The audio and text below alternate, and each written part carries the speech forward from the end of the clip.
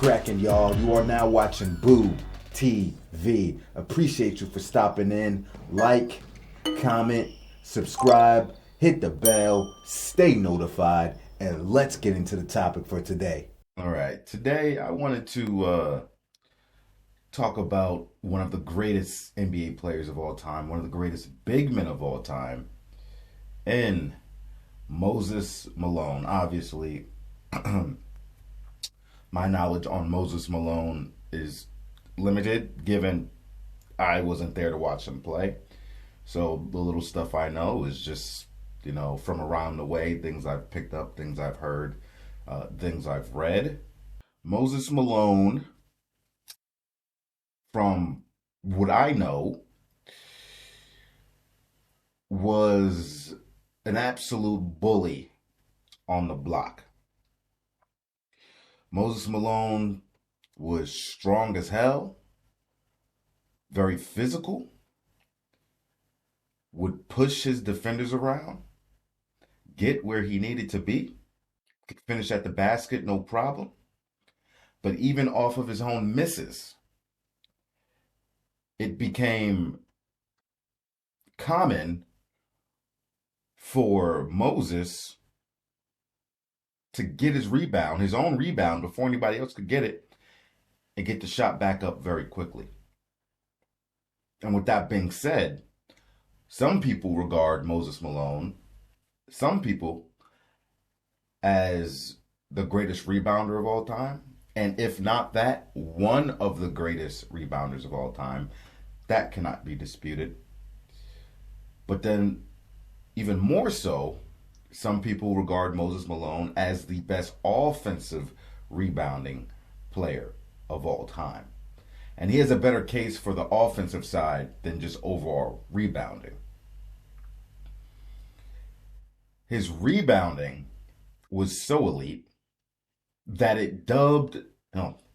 he got coined the nickname, actually one of the most badass nicknames I've ever heard. It's right up there with Bobby Jones, Secretary of Defense, SecDef, is Moses Malone, Chairman of the Boards.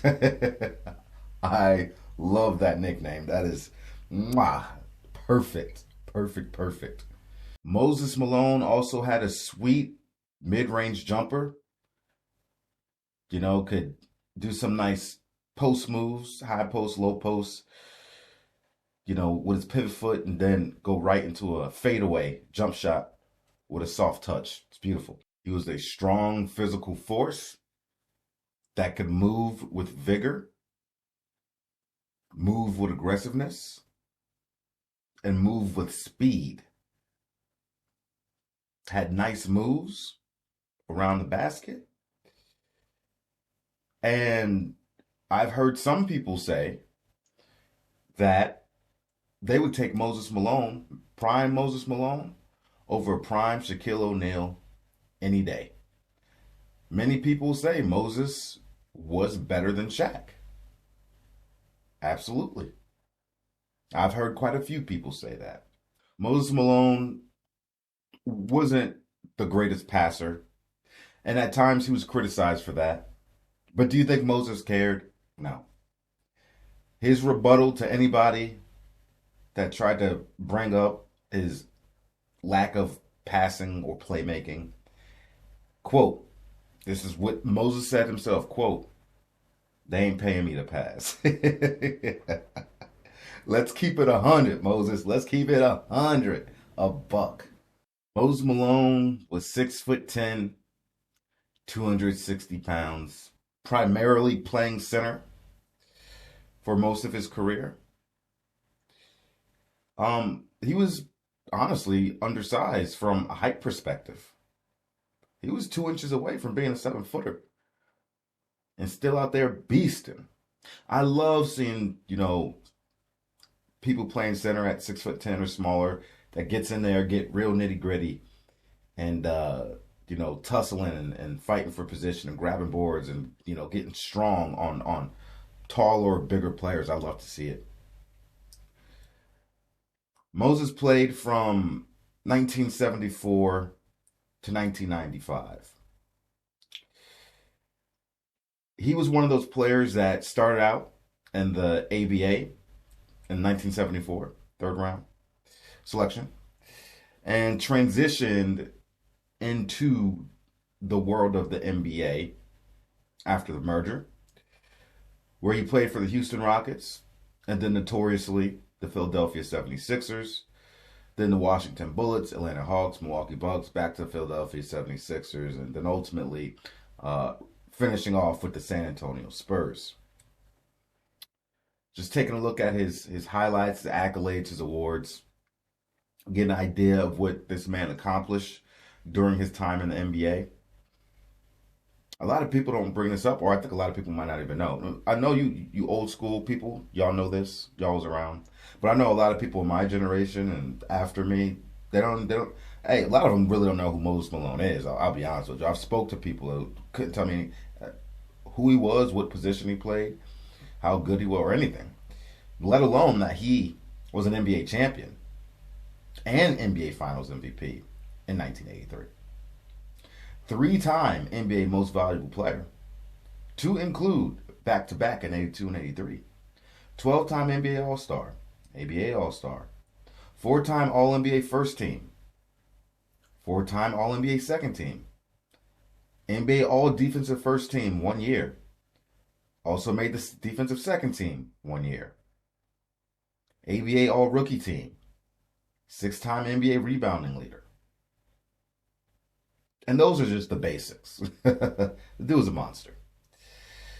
On his career,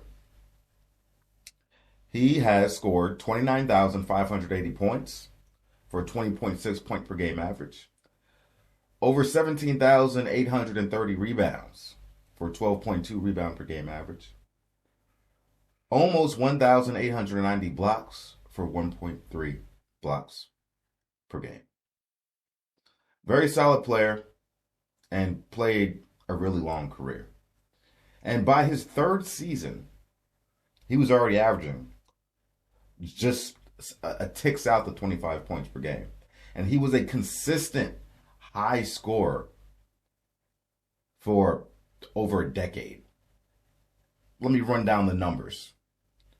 24.8 points per game, 25.8. This is starting from his third year. 24, 25, 27.8, 31, 24 and a half, 22, 24, 23, 24, 20, 20.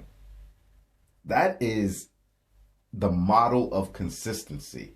Not to mention ripping down, anywhere between 11 to 17 rebounds a game during that span. Come on, man. What are we talking about? Like I said, by year 3 in the NBA, he had already emerged as a top center in the league. And in that season, he had gained 15 pounds, got a lot bigger. And like I said, almost 25 points per game, shooting 54% from the field, and grabbing down 17.6 rebounds per game. Nabbed him an MVP award. In the 1980-1981 season, he led the league in rebounding with almost 15 rebounds per game. Played 80 games that season, something you don't see nowadays. Finished second in scoring with almost 29 points per game, only second to Adrian Dantley. Dropped 51 points in one game that season. And led the Houston Rockets to the NBA Finals, where they would lose in 6 games to the Boston Celtics. But he got them. He got them all the way up there and put up a hell of a fight. Malone averaged 22 points per game, almost 16 rebounds, over 2 blocks a game in the finals. Still fell short. It's a great Boston Celtics team. While falling short of winning a championship that year, he would eventually win a championship after joining the Philadelphia 76ers with Julius Erving, Mo Cheeks, and my boy Bobby Jones as Secretary of Defense. And that was also the same season where he nabbed his consecutive, which would be his third MVP, but the second one in the back-to-back. And at that point, he was the only NBA player to win the MVP award in consecutive seasons with two different teams. I don't know if that record still holds today. It might, but I know he was at least the first person to do it. Moses Malone finished his career with a combined ABA and NBA 7,382 offensive rebounds. 9 times. He led the league in offensive rebounds, and 5 other times he finished in the top 3. He also holds the NBA record for most offensive rebounds in a career, 6,731, in a season, 587, and in a game, 21 offensive rebounds in a game. A lot of people don't know this about Moses Malone. You know that all-time scoring list? Moses Malone is in the top 10. Actually, right now, he's sitting at 10 all-time. 29,580 points. And all-time, he's third in rebounding. 17,834. Moses Malone is one of 3 players in the history of the league to surpass 28,000 points and 17,000 rebounds. He also ranks second all-time in free throws made. A lot of people don't know that. Moses Malone is second all-time in free throws made. Almost 9,020.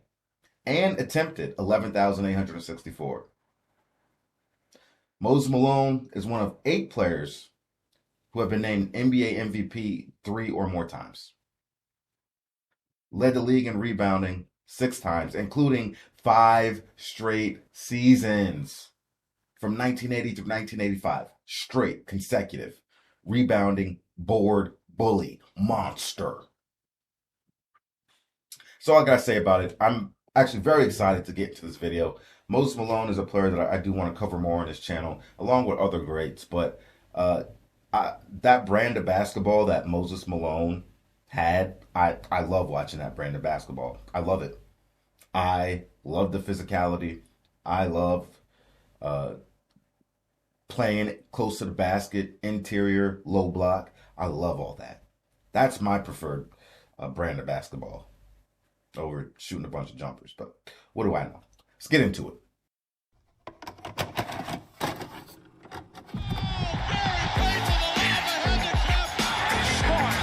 Hey guys, this is Dominique Wilkins. Hey, this is Sean Kemp. This is Gary Payton. Hey, this is Pau Gasol. NBA fans, what's up? This is Vince Carter here. Hey, what's up? This is Matt Barnes. If you're an old school NBA fan like I am, make sure you check out the Basketball Time Machine with my man Sean David. Hey guys, what's up? Welcome back to the Basketball Time Machine. I'm your host, Sean David. Thanks for tuning in. Let's talk some old school NBA basketball. In today's episode, I want to feature Moses Malone, in my opinion, one of the most underrated players in NBA history, and I want to take a look at what NBA legends have to say about the great Moses. But before we dive into that, I want to ask you guys for a small favor. If you're new to the show, please subscribe to the channel and also like the video if you like the content. All right, enough said. Now let's dive into today's episode.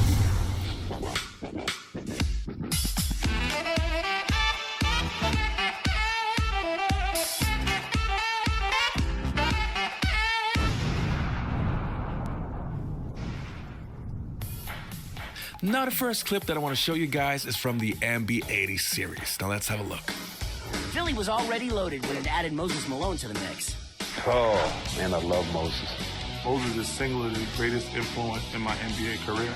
That was it. You know, we got to the doorstep and couldn't get in. We got Moses. Malone with the offensive rebound. Is Malone strong or what? The more they push me, the feel like the stronger I get.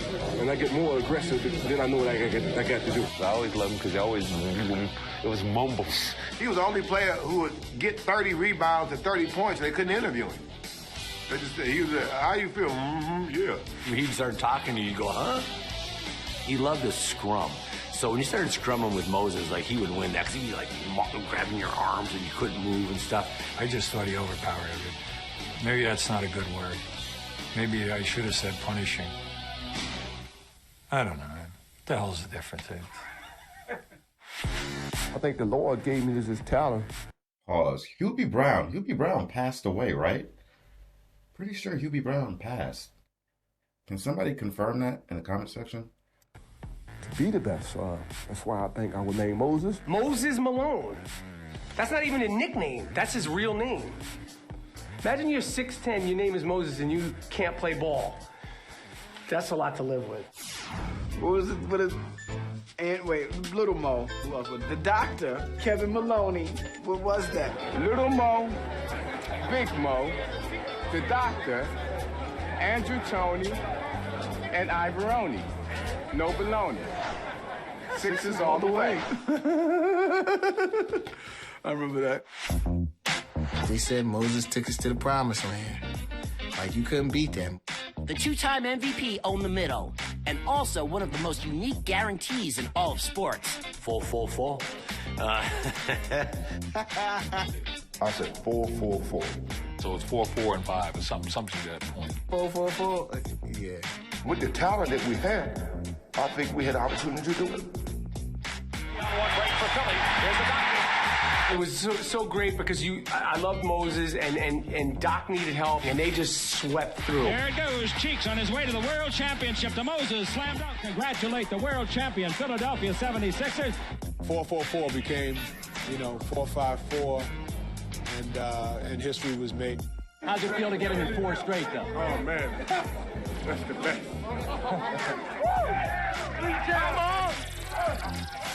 They needed to get somebody with Julius. So he needed a little bit of help. This is the man. And he was on a mission. We need one guy who's going to be there for 38, 40 minutes a night. And they got the right man at the right time, a fella by the name of Moses Malone.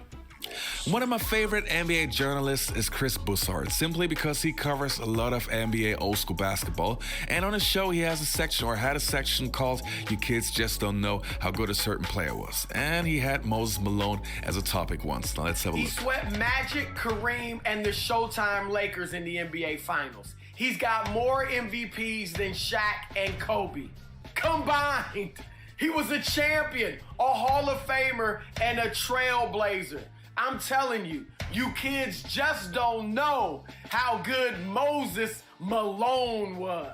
And the following clips are many of Moses Malone's peers, many guys who played against Moses in his prime. Now let's have a look. Moses was relentless. I mean, he just never stopped. He went after everything. I tell you, it's like being on a railroad track and a locomotive is coming at you, and there's no way you can stop it. He wasn't the most skilled player. He was a guy who would be willing to throw up the worst kind of shot ever, knowing that he could land a rebound. Counts. He was very much like a cat. I think the Lord gave me this talent to be the best. That's why I think I would name Moses. In 1974, he became one of the first players to go directly from high school to the pros, signing with the ABA's Utah Stars. I was at his press conference in New York City when he became a high school player, declaring he was skinny, and I mean really skinny. A guy you'd look at and you'd say, no way, it's not gonna happen. When we signed him, I knew that he had great talent. I had no idea that he would be doing the things that he's doing right now. He is one of the quickest jumpers I've ever seen. He could be maybe the best offensive rebounder in the history of the game. He's very good at it now, and I'm sure in a year or two, when he's old enough to shave, he'll be excellent. After 2 years in the ABA, Malone moved to the Houston Rockets of the NBA in 1976. And at the age of just 21, he quickly showed he would become a force in the league. If you didn't absolutely face guard him, there was no chance.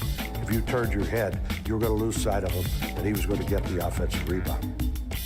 He became a dominant force in the middle where you couldn't do anything with him.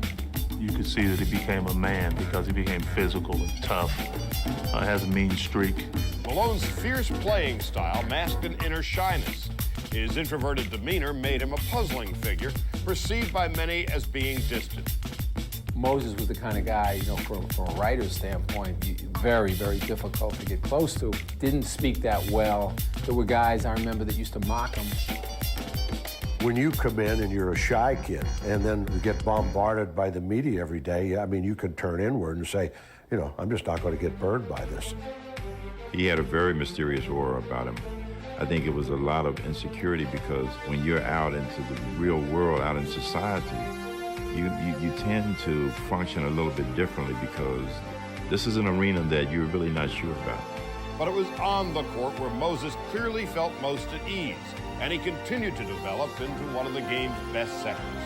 In 1979, he was named the league's MVP, and 2 years later, he led the underdog Rockets all the way to the finals against the Boston Celtics. Moses Malone has had to work hard.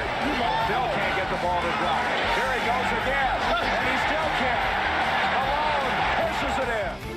With Moses carrying them on his back, the Rockets took Boston to 6 games before coming up short. The following year, Malone was once again MVP, but he could not lead Houston back to the finals. And in 1982, he was traded to Philadelphia. Instead of single-handedly carrying a team, he was now asked to be the missing piece of a championship puzzle. Moses will take us to the promised land, the promised land, the promised land. Moses will take us to the promised land. You could just see the changes in the whole team. They understood. They knew this is the man. And he was on a mission. He had come to Philadelphia to get a ring. Malone the rebound, up court, touchdown. Julius baseline. Malone with the offensive rebound. Is Malone strong or what? The more they push me, the feel like the stronger I get. And I get more aggressive, then I know what I got to do. Wait a minute, the more they push you, the stronger you get? Oh yeah, I love pushing. His personality just came out, and, you know, it just made for great chemistry. We had great chemistry on our team. Blocked by Malone. Here comes the fast-breaking Sixers. Up they come Cheeks. Here's Irving. Malone. Basket good. Gave our team the feeling that whoever we stepped on the court with, we had an advantage on the second ball. He came in with such a passion. He came in with a level of pride that few players were ever able to match.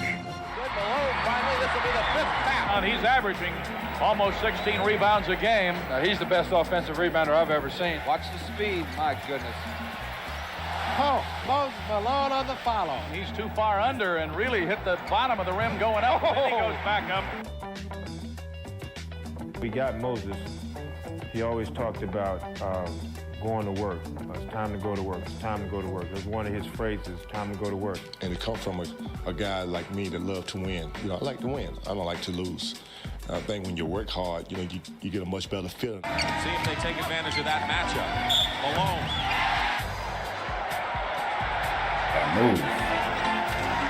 Philadelphia now, you won't get many second and third chances if you miss.